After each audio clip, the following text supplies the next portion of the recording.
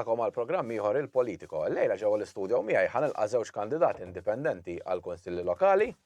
Għandi il-Billy McBee, ħireġ fuq id-distrett tal-Valletta, nirringrazzjak tal-li lqajt l-istedina tagħna. Grazzi lilkom. U Matthew Borx Kuxkieri, li ħireġ fuq il-Melliħa u l-Manikata bħala kandidat indipendenti. Grazzi ħafna. Mela, Matthew, ittina daqsxejn background ta' xogħol darba li qed narawk lilek. Ekku. Min inti? Min jien. U x'tagħmel? Nagħmel il-ġen. Le, mara jiena għandi 36 sena, miżżewweġ, għandi tifel ta' 8 xhur, 9 xhur naħseb. U l-background tiegħi soċjoloġija, mbagħad għamilt kors ta' teaching, mbagħad għamilt masters fis-soċjoloġija bbażata fuq il-volontarjat internazzjonali.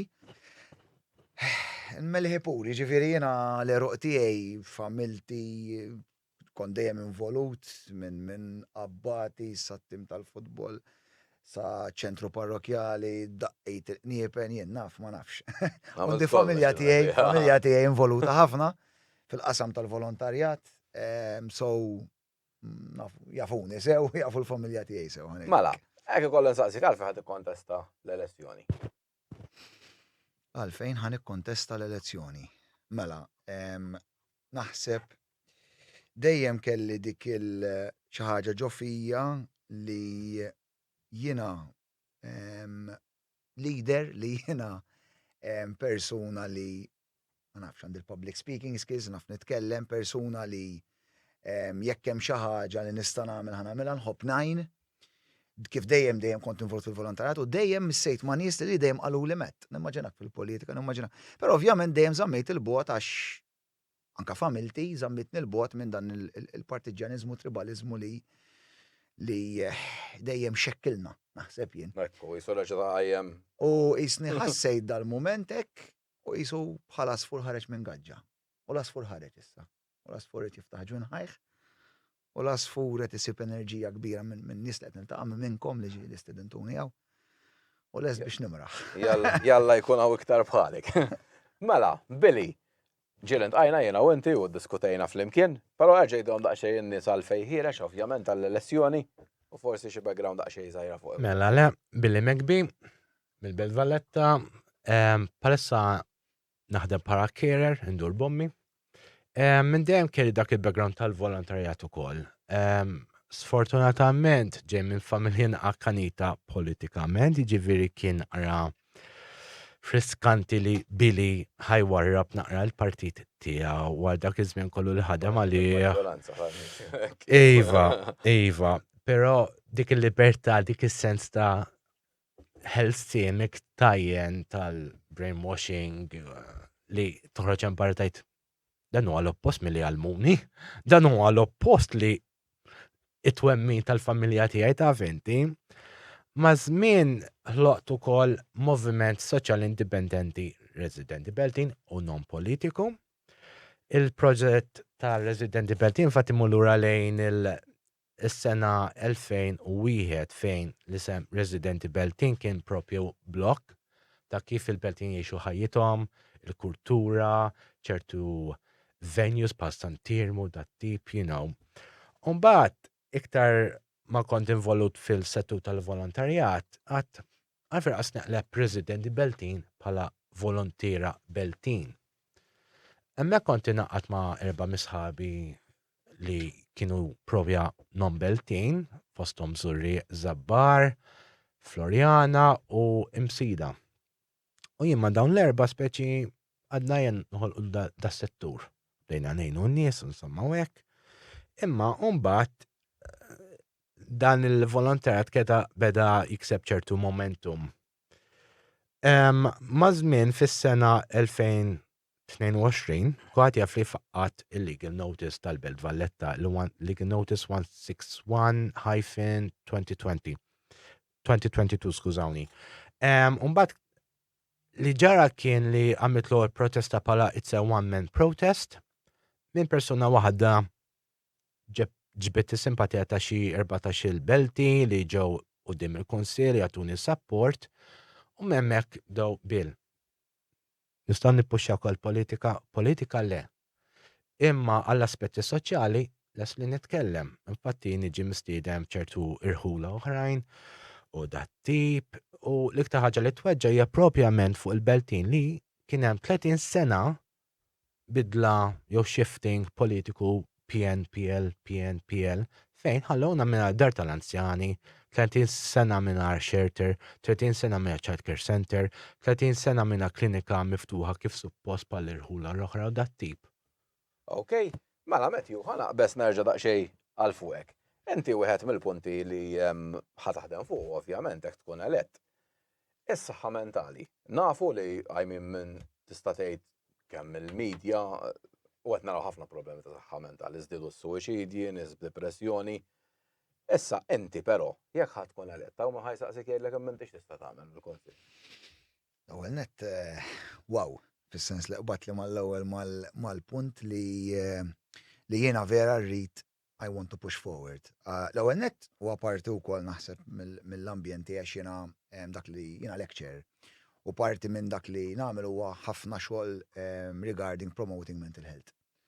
Ovvjament, mental health għalija titkun hemm u naħseb jien anka mhux anka fuq gvern lokali, anka jiġifieri gvern fuq livell nazzjonali, jiddispjaċini ngħidu. Għax din hija waħda mill-iktar problemi li qed taffat nies qed jgħaddu minnha. So, jekk inti fil-politika tittejn lin-nies, tittejn is-soċjetà.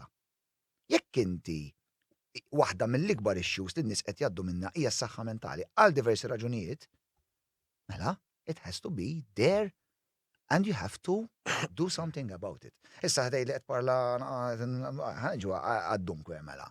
L-ewwel nett irid jibda jkun hemm iktar proġetti ta' pereżempju workshops. Inti tista' ġib fondi mill-Unjoni Ewropea, all right?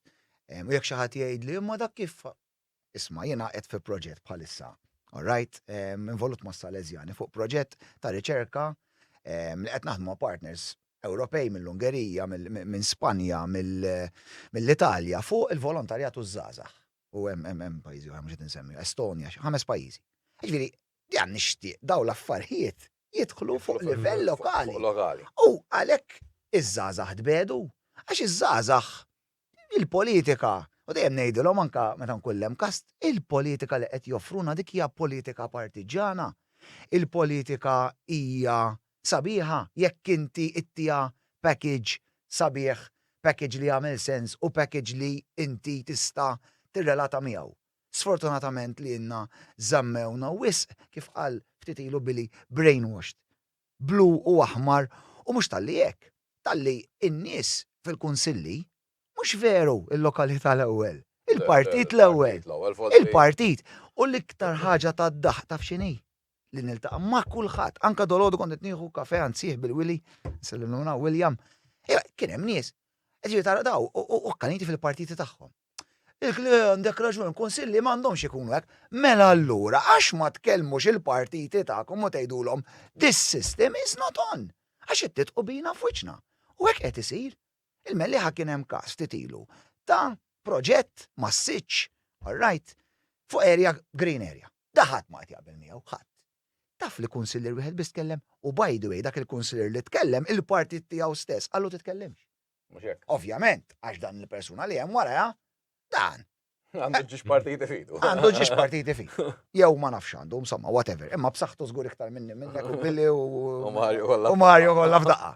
Issa xi ħaġa oħra fuq saħħa mentali nixtieq nagħmel hemm area li nixtieq nagħmel ġnien. Hemm area fejn Laru Kaza mill-ħin jifmuni. Kont ħadd ir-ritratti tat-tieġ.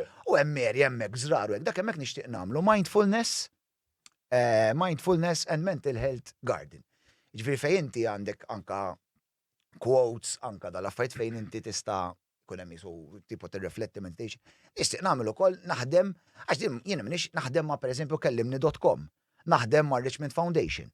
All right, naħdem mal Università ta' Malta nagħmel studju l-mellieħa fuq liema livell fuq is-saħħa mentali. U xejn, all right, nippruvaw ninnormalizzawha, nedukaw u nkunu proactive fuq dawn l-affarijiet.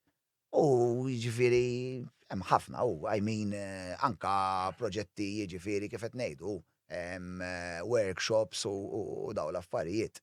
All right, ma' entitajiet li jafu x'qed jagħmlu. Billy, ħansaqsik ukoll xi ħaġa fuq dil-biċċa tas-saħħa mentali. Intom il-belt ukoll nara li ikun hemm ħafna complaints, bir-raġun naħseb jiena, li da fil-li kien post il-belt jien niftakar meta kont tifel jiena fix ħin jidlam ma tidħolx għax qasbozza mixewla ma kienu kun hemm. Illum kważi ġi paċi fil-ieħor. Da fuq ir-residenti li għadhom joqogħdu hemm il-ftit għax dejjem qegħdin joqsu. Taħseb ukoll qed jaffettwa s-saħħa mentali tagħhom. Taffet waħam bi kbir. Ngħidlek id-dritt tara. Palissa l-ammont tista' huma 5,300 resident. Hemm il-Barranin, hemm il-Maltin ukoll. Imma kon bat email l-NSO mid-2019 law tlifna madwar 119 il-belti. Għall-ammont żgħar li l-Belt Valletta tinsab fija, dak l-ammont huwa kbir ħafna. U sfortunatament il-modell ekonomiku li qegħdin joffru żewġ partiti huwa sempliċement pro-business. Vera taħt l-amministrazzjoni preċedenti kien hemm dik il-naqra amendment, imma issa għandna l-extreme pro-business taħt amministrazzjoni. Estrema ieħor prattikament. Diki, ma hemmx bilanċ. Telef totalment. Il-fatt li għandek sempliċement Prim Ministru jgħidlek li qed jibgħat it-tifla tiegħu il-belt. Allura fejn tkompli tmexxi ħaseb wara aħna l-anzjani qed jibżgħu. Għandek iġlied, għandek hemm suspett ħanajdu hekk tikkwotawniex għax ir-residenti jiġu fuq jgħidu l-bil qed naraw ċertu drogi minn taħt. Saret kollhom kien xi ħaġa normali. U dik il-weda li kienu weduna li l-Belt Valletta qatt ma tkun paċi fil jitispeċi ngħid hemm l-elementi. Issa il-saħħa mentali hija kruċjali. Għandna l-istorbju fil-ħodu wara nofsinhar fil-għaxija. U min jgħidek li l-istorbju jaqaf sassija qed jikdeb. L-istorbju jkompli sa 3 ta' fil-ħodu. Għandek il-restoranti jew l-istabbilimenti illi biex jiżarmaw jibqgħu għaddejjin sa anke l-4 ta' filgħodu. Għandek il-ħmieġ li jitħalla sal-għada stess. Nemus, wurdien. Għandek ukoll ċans ta' infezzjonijiet. Jiġifieri kollox qed jaffettwa, jiena lija l-Belt Valletta tilfula dak l-aspett uman.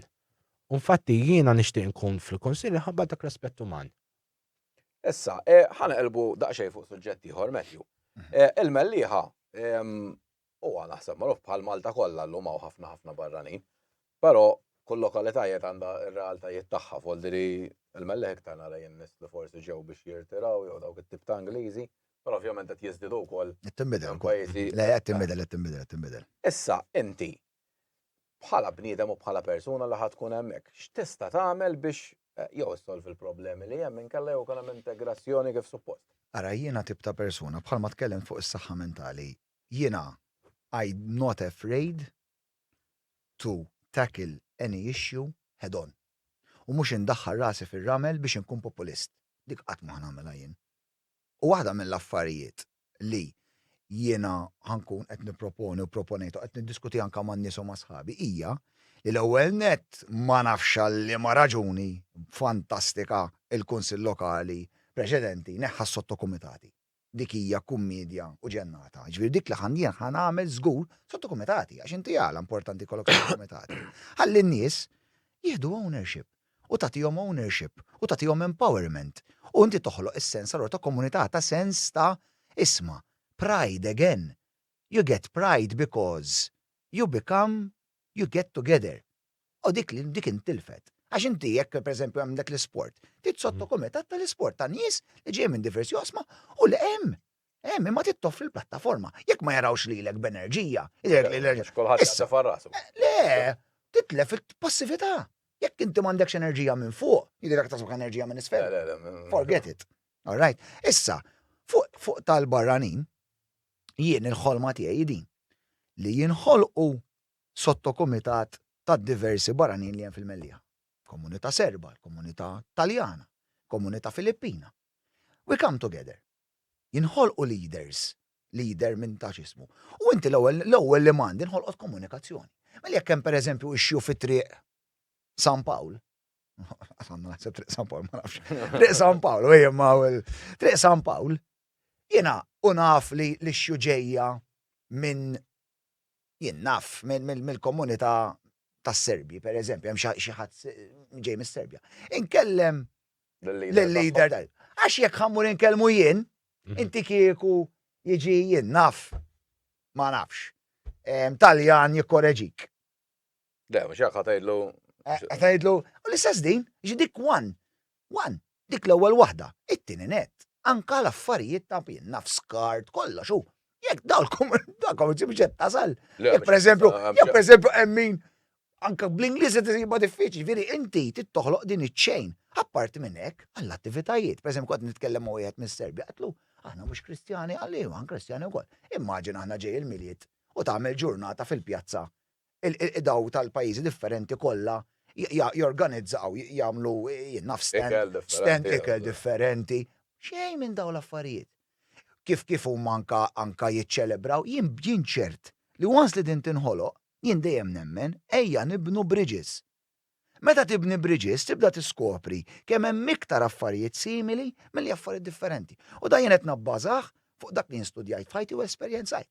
X'jien għamilt volontarat internazzjonali, il-Kenja u l-Gwatemala, u ħajti kollha studjat dan l-affarijiet u nafx qed ngħid u tista' taħdem.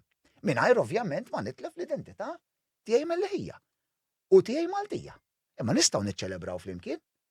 Anzi, tinħoloq xi ħaġa isbaħ u sabiħa. Għax aħna xort qed niltaqgħu fl-iskejjel, qed niltaqgħu fit-triq, qed niltaqgħu fil-barijiet, qed niltaqgħu fix-xogħol. Imma għandna bżonn noħolqu daw il-bridges biex ngħixu aħjar, biex ikonna fuqix nimxu l-qoddim. Għax hemm ħafna wkoll stereotipi. Nies mibnijin b'stereotipi li mhux neċessarjament ikunu minnhom. U ma jixtiequ dik li ngħidu integrazzjoni. Imma l-integrazzjoni ħloqt plattaforma liha? Le, allura mhux issir integrazzjoni, anzi issir bil-kontra. Dik li jgħidulu ghettoization dal-affarijiet. U hekk qed jiġi sfortunatament. U hemm min għandu rieda, għax meta ltqajt magħhom u ġejt dal-idejat. Wieħed da partikolari mis-Serbja baqa' li hekk għalli lallu. Wow, thank you. Darba minnhom beda jmur jipprova. Għaxu ma jista' daħħalna l-mentalità daw jiġu hekk biex jaħdmu biss jorqdu. Imma meta tagħmel hekk it's a win-win situation. Għax inti qed ittieħ isma' you belong here. So jekk inti you don't belong, inti dirlek ħatati każ li ma tħammitx, inti dirlek ħatati każ li ħadd tipprova tagħmel xi ħaġa, imma titturih. Apparti minn hekk hemm min qed jipprova, imma tisib b'maluq. Għax ovvjament biss ngħidlek inti ġihom dawn l-idejat moħħhom. Intom billi bħala belt għandkom speċi minn daw il-problemi għax kif għedna l-Maltin jisu qed jonsu hemmhekk.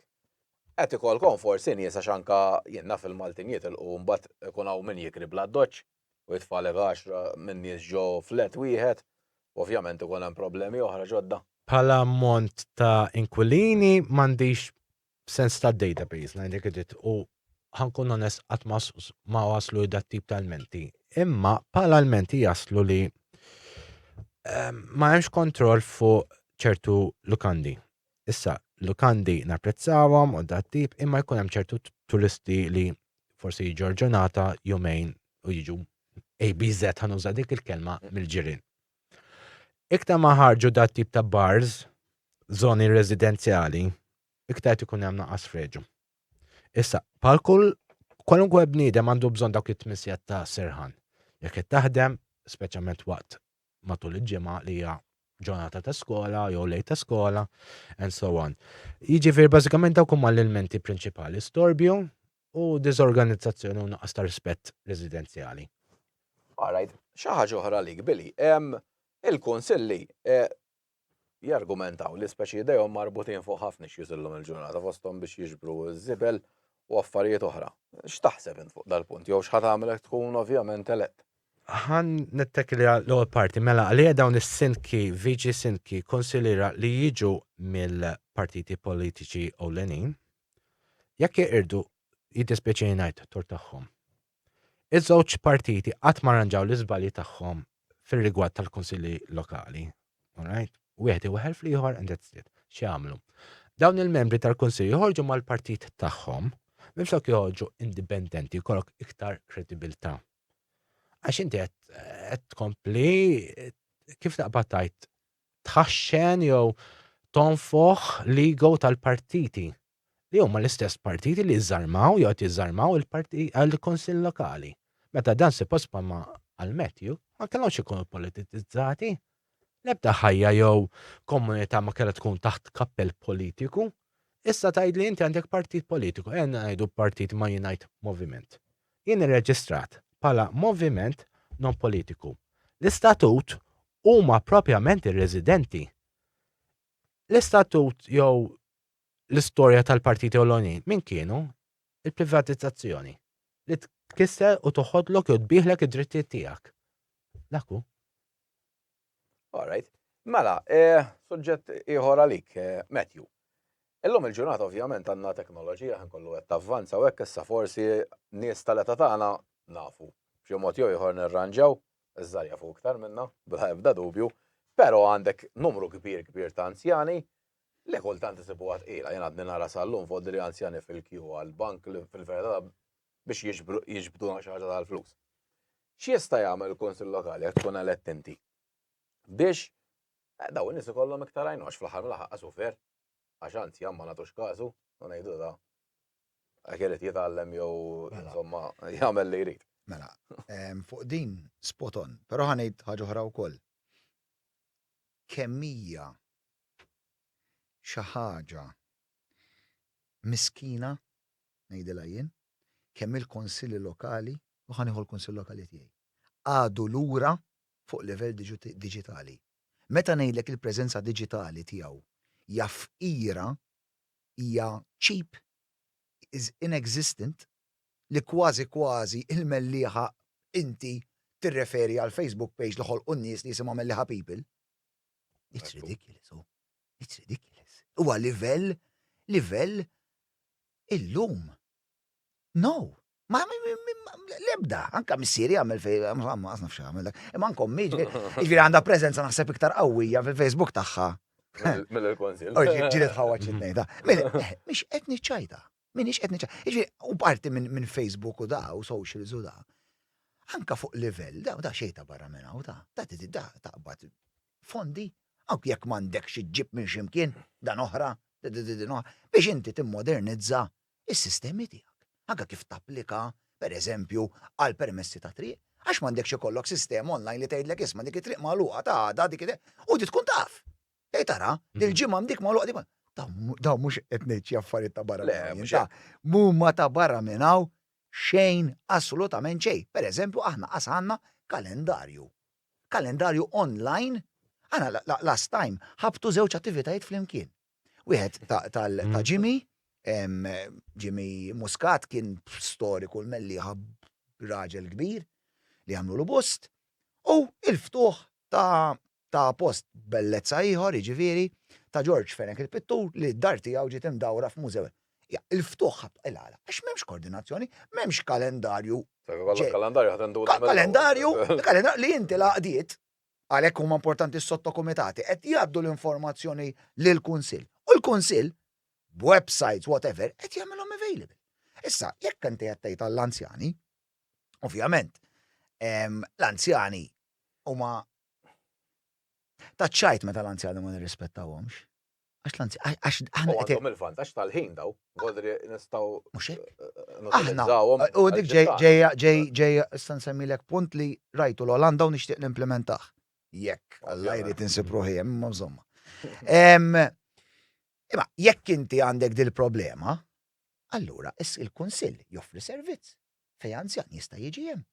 U inti jkollok xi ħadd li jista' jurjieħ bih. U tagħmel classes ta' empowerment u. Jiġifieri jekk inti u jiena ifhimni naqalaw. U fuq anzjani sar tal-mellieħa mhux ma sarx, imma tista' jsir ovvjament classes fejn inti you empower these people with skills. Imma tajjeb ukoll li jkun hemm iwa għax din oħra jiġifieri meta qed neqilbu kollox diġitali le. Nemmen li għandu jkun hemm nies fil-Kunsill, all right, qegħdin hemm biex jekk xi ħadd għandu bżonn għajnuna anke fuq is-servizzi diġitali, jiġu jinqeda'. Issa fuq li qed li kollu ħafna ħin f'idejhom bla bla bla. Jiena nixtieq. L-Olanda hemm kunċett ħarġuh Repair Cafe jismu. X'inhu dar Repair Cafe? Prattikament dak kull huwa mela anzjani tas-sena jien naf ħajjat jew xi ħadd li kien jaf bl-electronics, jew xi ħadd li kien jien naf skarpanja hekk. Dan U l-melliħa hemm postijiet fejn nisan fru. No, daw jistgħu jiġu hemm darba fil-ġimgħa. U bil-kafe u hekk ġifieri da għandhom diġà social Mhux hekk. social li qed jipparlaw da. U kull min għandu xi ħaġa imqatta bil-ħsara, flok tintrema, ħadu hemm. Daw sewwewa, U talmu. Forsi. daw sewwewa, u tista' jew jerġgħu jaħdu għalura daw, jew tista' timbieħ. Qed tifhimni? Jiġifieri u llum din u nista' ndaħħalha maż-żgħażagħ għax iż-żgħażagħ illum jgħalmuna ħafna. Xi ħaġa nixtieq anke ndaħħal il-mellieħa huwa thrifting parties. Illum pereżempju pop saru qed jorganizzaw affarijiet suċċessi kbar ta' craft beer x'ismu, imma jkun hemm ħafna nies li huma żgħar u li qed jagħmlu minn second hand things qed ibigħu affarijiet u anke qed joħolqu affarijiet ma nafx bħal il-biesi bħal jewelry. Upcycling illum dal-affarijiet ma il-mellieħa. Ġifieri aqas għandna ġiningraw kieku nagħmel organizza darba fis-sena artisanal market. U ndaħħal mużika u da ġifieri u mhux mużika, ġifieri mużika taż-żgħar. Ġifieri semmejt il-pop għax il-pop jagħmlu wieħed il-birgu vera sabiħ. Ma nafx ġifieri organizzaw wieħed il-birgu bellezza. Ġifieri. Naħseb qed biżejni. Mela, għabiżlek daqsxejn xi ħaġa wkoll. Il-mellieħa bit-tajjeb u ħażin tiegħu il-mellieħa Monika ta' l-erja temmek, insomma, qatt fadal daqsxejn green area, meta tikkumpara ma' postijiet oħra li letteralment ma fadal xejn. Ekku. Issa da, kif jista' jgħin forsi biex ikun hemm iktar attivitajiet sportivi? Għax ukoll l-sports kważi rajt ikollna l-ġenituri jħallsu l-fis ta' tfal minn imur hemm, però ftit natura għandna maħniex nużawha. Għandek raġun. Mela l-ewwel proġett li jiena u x'kombinazzjoni llum hemm xi ħadd li bagħat li video ta' kif jista' jsir Fort Cambridge. Fort Cambridge li bħalissa qiegħed fis-stat tal-biża' lest biex xi ħadd Alla ħares qatta, ma nafx tafu ġifieri da hemm letteralment barracks qed jaqgħu jiġifieri fuq kulħadd kien jaf kienu jsiru legal parties hemm u naħseb hemm ukoll min imur jieħu drogi hemm ma apparti. Daw da periklu, hemm periklu kbir. U dak hemm opportunità kbira ta' spazju miftuħ. U daw ġifieri jiena qiegħda fil-parti mill-manifesti tiegħi, però jiena nemmen li da jista' anka l-idea mhix tiegħi biżjuri da issa I recognize the work u nista' nsemmihom hawn naħseb nista' nsemmilek. Ġifieri hemm Matthew Kallejja u anka x-xogħol ta' Konrad dak x'jismu Konrad Neil xi ħaġa ma nafx. Ta' shelters. Yes, Konrad Neil. Għax bat l-video. Konrad Neil xi ħaġa, Konrad skużani. Xiberra sistiku xiberra. Ma għandix idea. Imma bat li video u proġett għax I want to credit them, proġett tal-bliħ. Ġviri, jikollok area barbecue area camping li jistaw jitfall, area fejja il-melli għadik oħra. Għandek ħafna trekking għaddej fej da jista' jiġu hemm dormitorji u di tiġi din oħra wkoll, idu ndaħnu daqsxejn ta' business mindset fil-kunsil. Ġifieri inti mhux ġast tagħmel xi ħaġa u rid noqgħod dejjem inġib il-fondi mill-gvern.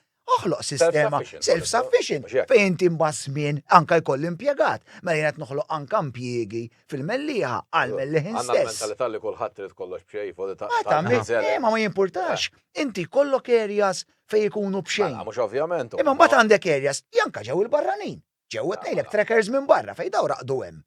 Ara x'inka. U inti ġifieri anke pereżempju qed jiġini f'moħħi. Xi organizzaw li saret popolarissima di grid. L-inti għandi dil-area, fej il-grid jistaw jużaw, għan ikrilom. Sekk, bomba, win-win situation. ċaġu għan nixtieq nagħmel ukoll huwa nippromovi ħafna iktar trail running u norganizza trail running competitions. Hemm ħafna, jiena trail running uħobbu nsertajt, imma hemm ħafna trail running competitions hemm l-Exterra, hemm li dawn anka qed jiġu barranin, jiġifieri jiġu hawn. Għandek l-Exterra u l-oħra ma nafx isimhom, imma jiġifieri daw żgur u anka l-baħar.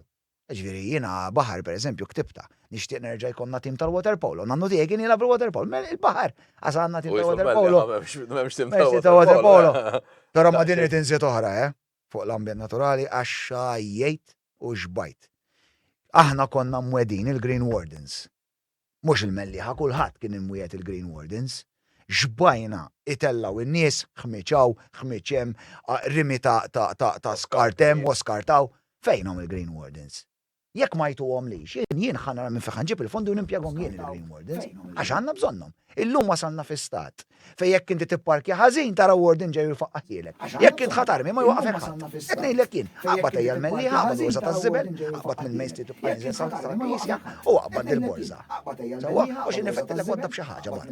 Nista' ngħidlek il ħadd ma jwaqfek u ħadd ma jimmultak. U dik hija problema. Problema kbira. U n-nies meta tfajt Green Wardens, kulħadd b'appoġġ kbir. Għax fi nafu x'jiġifieri. Għax dik hija problema ma inti m'għandekx bħal manka semma Billy wkoll. Eżempju, aħna pereżempju l-melliħa ma għandna assa magħluqa ta'. Għandna assa magħluqa. Aħna m'għandniex preżenza ta' pulizija l-melliħa.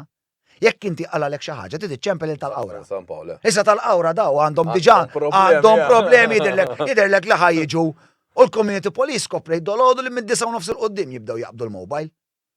Għanna l-melliħa ma ninsewx, għax in-nies forsi jien niftakar żmien fejn konna 7,000 ruħ. Issa qegħdin 14,000. Fis-sajf niġu fuq 20,000 sew.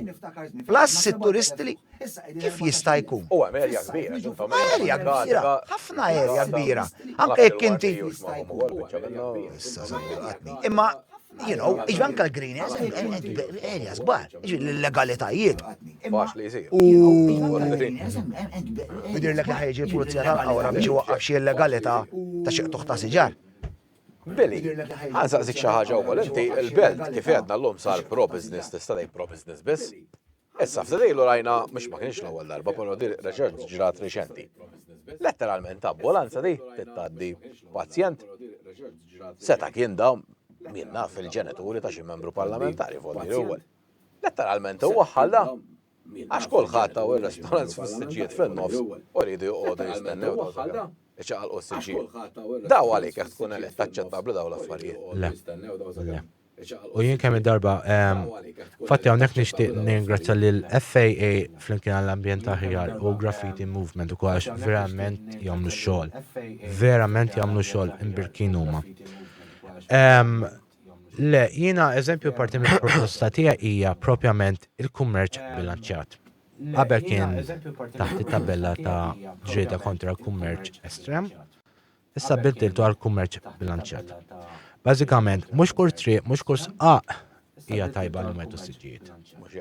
Jien mhix kontra soċ timwejjiet fuq barra, imma mbagħad mi għandu l-barka tagħha fuq ġewwa, fuq il-bejt, fuq it-terrazzin. M'għandix inħalli inqas spazju għal min huwa għandu biċċa gabuba eżempju. Ta' take away sa fejn għandek tnaqqar spazju pubbliku. It's a take away. You buy and you go for a walk and eat. U toħdu xi id-dar jinnaf. Imma mbagħad hemm ħaġa oħra, min huwa responsabbli da dawn l-affarijiet? Ambulanza moħħa. Il-talħanut, PA, il-konsil. Kibatok ma wieħed għall-ieħor. U infatti man Ponzu Pilatu. L-aħjar sistema biex l-affarijiet jibqgħu ħżien hija li wieħed waħħal fl-ieħor. Il-burokrazija. Għax inti hekk dejt li sbaj jħolqu sistema li mhux jindak. Il-labirint. Il-labirint. Le bomba. Bomba. U, again, għalkemm insaqsi ċertu domandi diretti, laqas biss ittik tweġiba. Eżempju għajn uħdu dawn tal-bars. Laħ darba kien hemm xi tnejn għandhom l-umma bar owners, inkom tuħdu gost. Idea, il-familkom. U kolħat. Nara tweġiba. Laħ darba bat email twila u verament kienet twila dettaljata fuq id-diskriminazzjoni il-periklu jitfawna l-inna l-belti għonga l-vizitaturi, għax turist jista' jkun ikollu bżon ambulanza. ħatma jtik tweġiba. Xejn. Responsabilta, accountabilita, zero. Allora again, hemm bżonn il-bilanċ, hemm bżonn kompromessi u hemm bżonn kollaborazzjoni. Again, jien favur il-business imma mhux kif qed isir. Eżempju, ma nafx ta' għax għana ħajkonna isa xaġa simili l-melliħa, il-pjazza. Jien naħseb, iġviri, Fikta ħaġa bil-għalu, bis-sens. Master plan. Mux u tibqa miegħu, mux kulħadd jaffex. U anke hemm problema. Master plan fuq 10 snin. Mux u tibqa miegħu, mux kulħadd jaffex. Firmat? U anka Jiġri huwa da. Jekk ċikku joħroġ, immaġina indi business, jekk ċikku joħroġ sitta, mux hekk. Għattek xtort. Ma t-tix tort. Folder- Għax jina da għedni t-sewa, jina għedni tħof spejjeż bla bla bla. Jina għam dikkera dejjem tola, dik problem oħra tal-kirjiet. Li inti t-kirjiet tant qed isiru Għoljien. splozju. Li inti tittar kif ħanamel biex din this business venture. Optimize ja Eżatt. I can even break even sometimes ta' ġviri, ħankun ċar. u li għat jieġi għalek il-pakki mux jolew. Mhux hekk. ħafna ma jkunx fil-negozju, Mhux ma hekk. jistax jifhem daw. Mhux hekk. Affarijiet li Mhux intek hekk. taħt ix-xader fil-għodu għandek. Mux hekk, ġviri, jina nerġa' mmur imbagħad għal kanser li għandna Malta, il-proprjetaw. Ġviri, jekk inti ma tibda minn hemm. Ara innotaw, jekk ma tibdix minn hemm, ir-ripple effect tagħha Ħajħossu huwa kol. enormi. Bħal żgħażagħ jgħidu isma' jista' nibqa' nagħmel Malta. Nitla' l-barra. Bla doċċet jitlu. U x'inhi hija? Terġa' tmur lura il-proprjetà. Għax at the end of the day kulħadd għandu bżonn saqaf taħt rasu. Le, tlifna n-needs Le, tal-bnien. mitla- Le, no, u anka ġifiri- l-kwalità tal-ħajja tinżel. Tinżel, Jidispeċini u ngħid. Forsi, jekk Meta narda s-surveys, ngħid minnu ma dawn 25 persona qed iċemplu jagħmlu surveys. Li ħadd ma ċempli, li ħadd ma batli. Raw ma fit-tizzi. Fimni hemm surveys li qed juru ġifieri dak ħareġ survey ta' Ernest & Young fuq iż-żgħażagħ. Ma derx sabiħ wisq. 95% ma jaffordjawx one bedroom flat. Dak nemminhom eżempju ma mhux Ma l-oħrajn qed tal-partiti. jew li Oh, jew kollox Maltin, tajjeb. jew L-iktar Maltin ma kontent, Imma dik ħanilek li jiġri huwa inti taqbad studju. Taqbad u ma tkunx skorrett, imma għax dik il-medja mbagħad taqbad ftit minnu u titfa'. Imma inti mhux qed tieħu l-kuntest kollu. Daqshekk, allura jidora, ma dik kull maħat biċċa biex inti ta' turi s-sabiħ jew turi l-ikra. Fem? Dak li jiġri dejjem. hu. Mela, ħanabżu daqxej ukoll fuq l-arti u l-kultura. Ovvjament, eżempju, l-belt kulħadd nafu b'daw l-affarijiet hemm mużewijiet li tista' tara, però l-melliħa mhux li n-nies jafu daqshekk x'hemm jew x'jista' jkun hemm. Mela nibda minnek biex forsi x'tistgħu tagħmlu biex tkun aħjar, u inti bil imbagħad forsi taħsibx li ġewwa l-belt għalkemm hemm ovvjament ħafna jiġu ħafna turisti jaraw l-affarijiet u hekk, jista' ikun hemm xi ħaġa wkoll għal Maltin għax hawn ħafna Maltin ma jafu xejn mill-istorja ta' pajjiżna u forsi anke għall-Beltin stess. U forsi għal Maltin ikunu minn ħlas biex. Jien waħda Nagħmlu mill-proposti daqsxejn. kienu propju Santirmo. Wan tista' toħloq tournament hemmhekk u hemmhekk jidħol il-wirt kultura riġenerattiv u sostenibbli. Li, eżempju għandek gruppi This is just on the tip of my brain, ħanajdu. Eżempju ta' Sabateo li mhumiex ilaħqu markirijiet tal-postijiet fejn qegħdin huma. Oħloq jew tihom maħżen. Okay? Minn hemmhekk jistgħu ħarsu ftit kirjiet u kif se jħarsu tal-kirjiet jagħmlu tournaments il-biljetti. Għamilhom. Jew outdoor cinemas. Tista' stir. Jew xi pageant, live pageants. Għandek dik it-tela ta' Santirma għamilha tela tal-Kalvarju eżempju jiena. Tista' tmexxih. Infatti, li ninħara hija fuq il-wirt kulturali u patrimonju u li kull gvern ħalli abbandonat. Għalfejn ħalli abbandonat? Ħalli eventwalment jispiċċa fidej privat. Santirmu nofsu għamluħ irranġaħ u nofsu l-ieħor.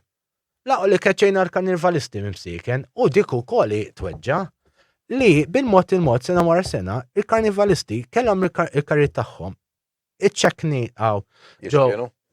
ġew imċekknin. Hija dik diġà kienet anke l-pjazza eżempju ta' St. George issa ħolqu ġnien li huwa sabiħ imma issa għandek x'inhi l-kelma il-perċezzjoni ta' nies hemmhekk ejja nqaċċlu karnival ma jkunx fejn jiġi fil-belt u nagħmluh ġnien. Jiġi fejn dik manipolazzjoni għaddejja. Jisa fl-aħħar mill-aħħar. Il-belt qed titneżża mill-kultura tagħha wkoll, Kollox bil-flus don, u l-volontarjat kważi joqtluh qegħdin. Iva.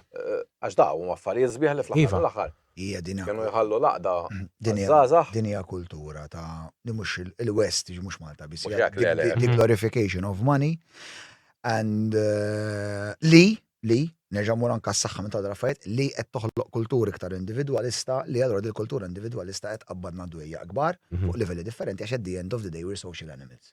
So inti tagħmel x'tagħmel tgħid anke li inti titlef is-sens ta' komunità, titlef is-sens ta' we are there for each other li kollox hija business transaction, il-bniedem irid jagħmel revaluation tiegħu innifsu għax fl-aħħar mill-aħħar dejjem hekk ngħid ħadd inti f'ħajtek tagħmel x'tagħmel, inti żomma l-Inter sewwa. Mhux hekk. Iżomma l-Inter.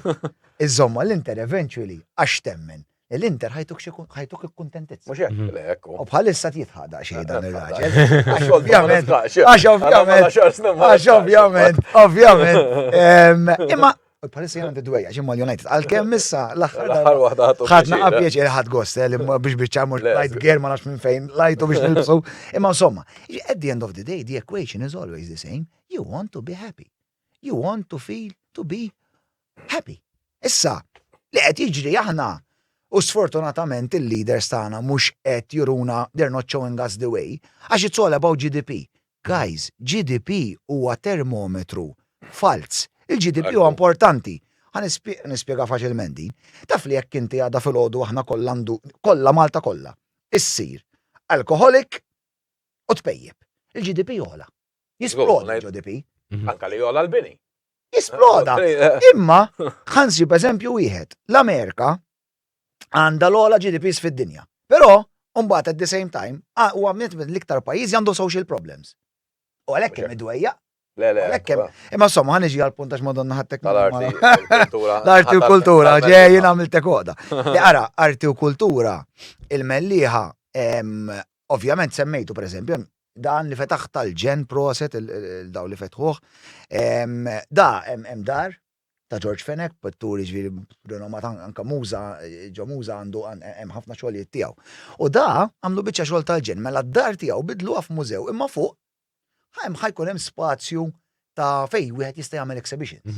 Ġifieri, u jiena l-arti u kultura hija xi ħaġa li jiena nħobb ħafna ħanejtek. Infatti anke l-Emkast qiegħed għandha ħafna mix-xogħol nagħmlu ġol Emkast tal-Mosta li huwa dwar arti u kultura. L-ewwel li marret nagħmel huwa li nisma' u diġà qed nagħmel mill-laqdiet kollha tal-mużika ta' x'għandhom bżonn. U jien niffaċilita u ngħinhom jorganizzaw dak li hemm bżonn. Fl-istess ħin ukoll irrid nippromovi it-talent żgħir. Jiġifieri eżempju li inti tista' pereżempju tagħmel workshops, eżibizzjonijiet li toħloq exchanges biex inti l-arti tiegħek ukoll jew exhibited barra minn Malta. U ħanejt oħra wkoll. Jiena naħseb u ħanitkellem daqsxejn anke fuq livell ta' Malta għadna mhux qed nieħdu il-vantaġġ kollu mit-turiżmu reliġjuż. Jiena nemmen li il-mellieħa fejn għandek is-santwarju. Issa sar mużew tas-santwarju. Fejn għandek l-art tal-Madonna. Fejn għandek il-Gżejjer ta' San Pawl. All right? Fejn għandek dejjem jew il-festa jew żmien il-miliet. Da hemm ħafna nies barra minn Malta li lesti jħallsu flus kbar, all right? Biex jaraw u fi żmien il-festa, biex jaraw dan kollu. U sfortunatament nistgħu it-turiżmu b'dan hemm tipo mhux fis-sajf jiġu balla u fix-xitwa ftit. Jekk inti timmarket jaħsew da, jien ngħidlek hemm minjiera ta' flus li aħna stess. U dik kif tista' tgħin? U żgur li tista' tgħin għax imbagħad inti jekk hemm pereżempju xi erba' huwa delettant tal-platti ta' smit u hekk fi żmien lajt, anke mhux fi żmien lajt, għax imbagħad inti li jiġri b'dal xi tan-nies tkun tista' toħloq attivitajiet oħrajn. All right? Kemm nagħlaq fuq din għandi ħolm oħra jisimha Mellieħa Fest.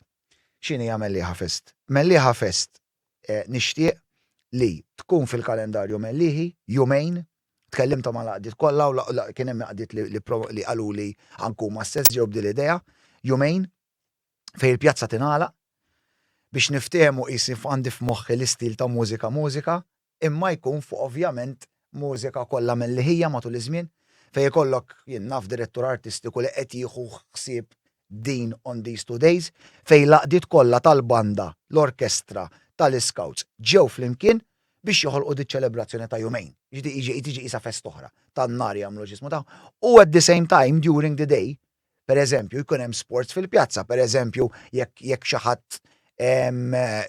tagħlaq fuq jagħmlu exhibitions tal-arti, jagħmlu anka arti ma' tfal, eżempju.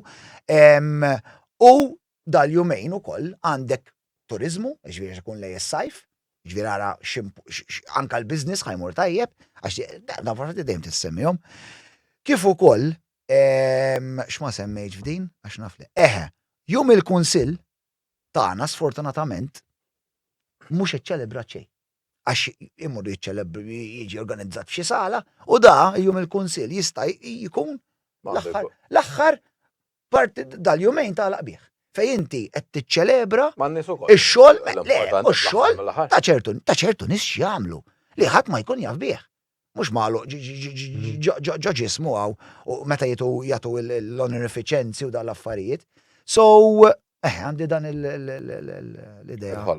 Ħolma, melli ħafest. Mela, nagħlqu lej l-aħħar domanda. Mela, nixtieq niddiskuti wkoll daqsxejn l-ambjent u l-governanza tajba. Bħalissa ovvjament naħseb kulħadd tisegwi fuq l-imbirka governanza f'dal pajjiż li donnu tlifna l-kontroll tagħha totali u ovvjament di hija wkoll parti fil-Kunsill Lokali.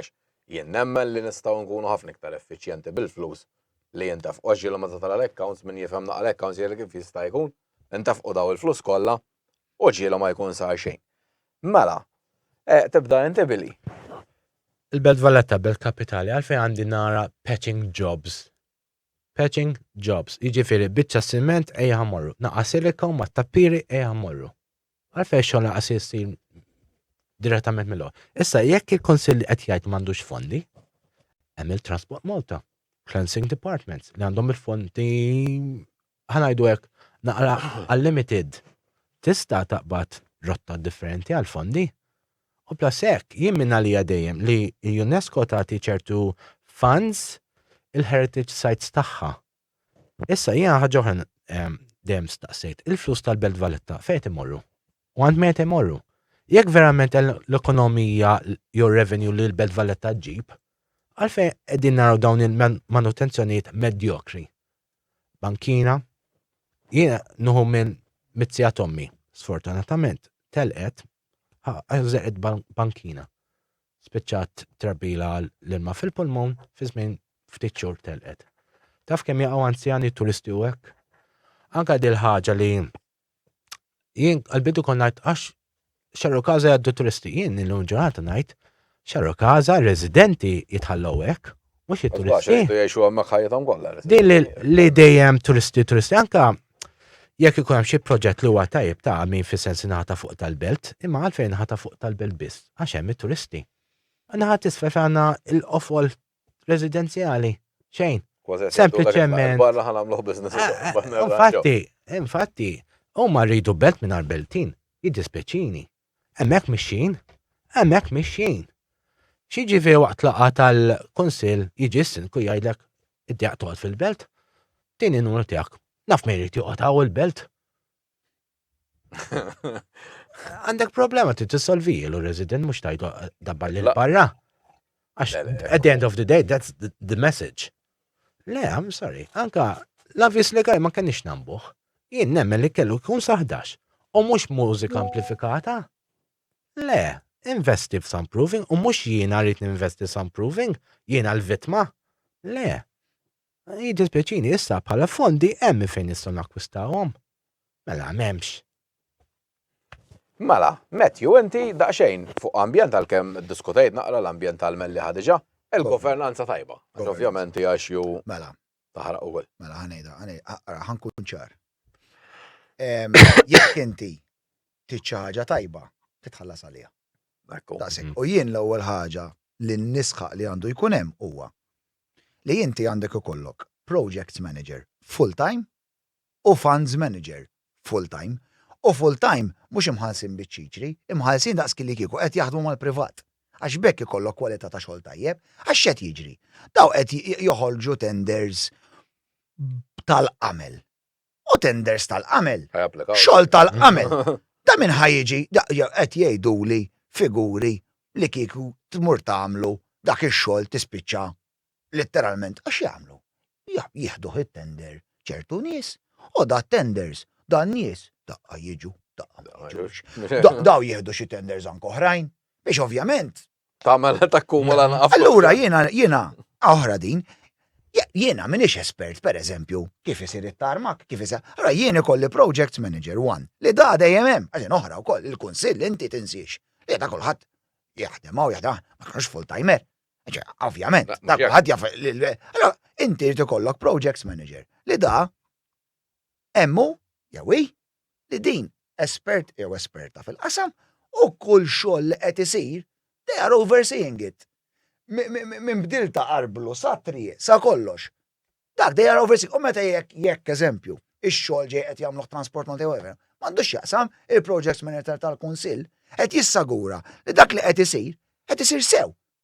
Għax inti tinsiex titen oħra, jekk ta' Transport Malta, daw xala bil-melli ħalihom, imma l-project manager li qed jirrispondi għall-kunsill u qed jirrispondi għall-melliħin, dik storja oħra.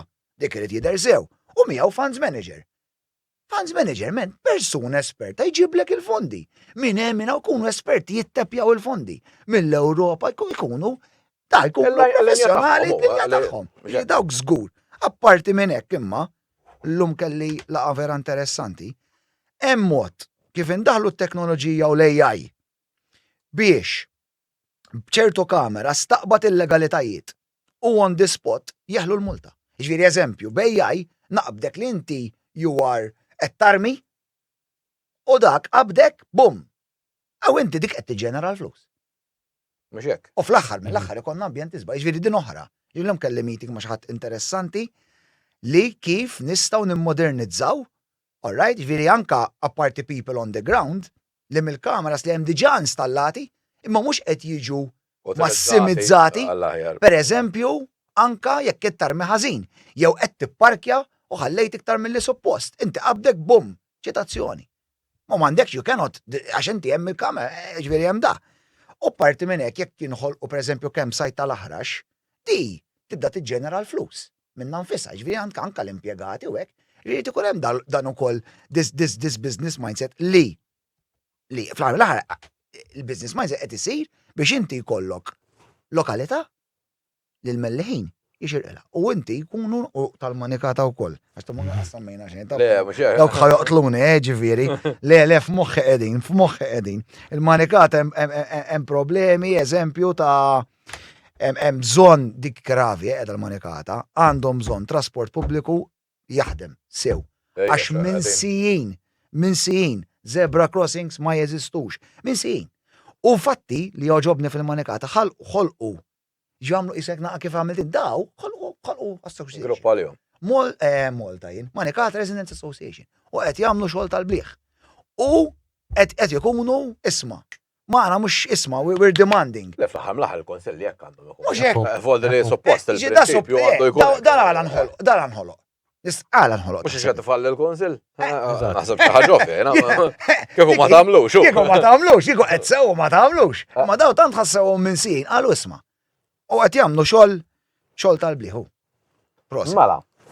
Issa, ovvjament, provaw konvinċu n-nies għandkom ftit żgħira ħinkom wieħed għalfejn għandhom jinfutaw lilkom. Fl-aħħar mill-aħħar tibda intibili. Mela ħanibda jiena. Palma l-udjenza tista' tixed għaw proposti. Ma jartu l-ħadd? Ma jarna l-ħadd pa ma nara fil-konsil. Ħaddem juhu għalih, ma insomma. Memx piki dak huwa sabiħ tal-indipendenti, aħna l-esti naħdmu ma' kulħadd imma mbagħad sfortunatament il-partiti ma ħadmux magħna, nuhu eżempju minni. Jiena dejjem ma' kull attività jew protest li għamilt dejjem għamilt an open invitation, għaw min ġi, għaw min le, għaw min jiena ħankun onest. Kull protest li għamilt dejjem kien biex nagħti kuraġġ jew l-oppożizzjoni, jew l-mexxejja, jew kwalunkwe membru fil-konsil biex jorganizzahom huma. Jien mhux ħankun jiena residenti Beltin ħanġib l-ammont tan-nies li kellhom database ta' segwaċi u jifqgħu it-toroq. Jien ġast l-ora eżempju protesta li kelli kien mitruħ qudiem il-Parlament. Għalija bħala rekord personali tajjeb. Femna ġi laqas il-ħat ma jiġbruhom il-ders il-kbar folderi. Eżatt. U għall-inqas. Dik hija realtà. Folderi. In-nies xabaw fil-fereta u ħafna ma. Eżatt. Jien eżempju għandi nies jiġu fuq ilhom 20 sena ma jivvotaw fil-Kunsill.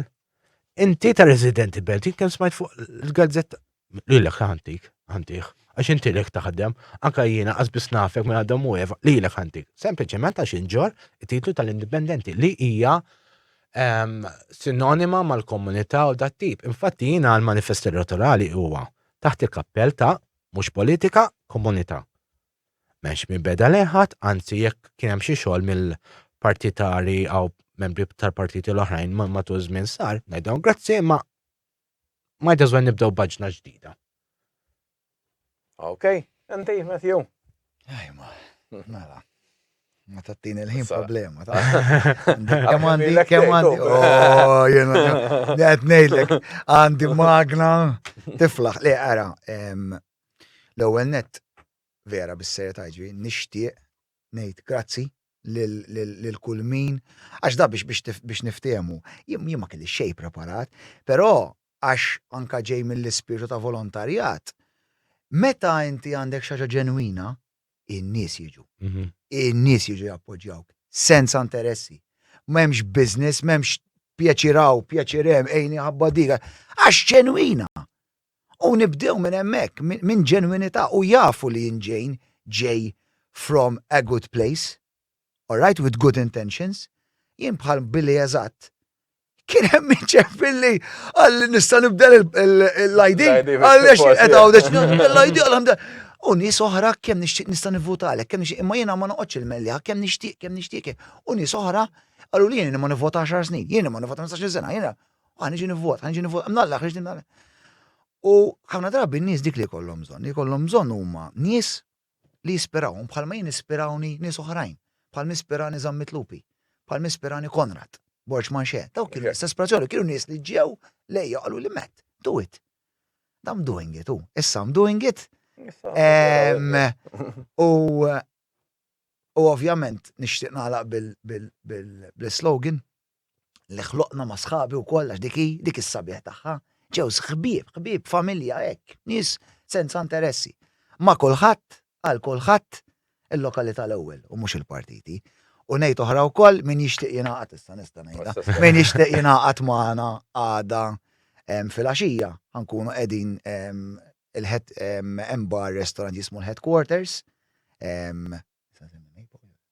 Headquarters li qiegħed fejn il-Maple tal-Mellieħa, mis-7 nofs il-qudiem da hemm xejn relax se jieħdu birra flimkien isiru nafu xulxin, mhux xi coffee morning u hekk ta' jiġifieri, relax. U narakom hemmhekk. Grazzi. Ma nirringrazzja t-telespettaturi li kienu magħna il-lejla u nħeġġixkom biex il-ġimgħa diħa terġgħu tkunu magħna. Grazzi ħafna.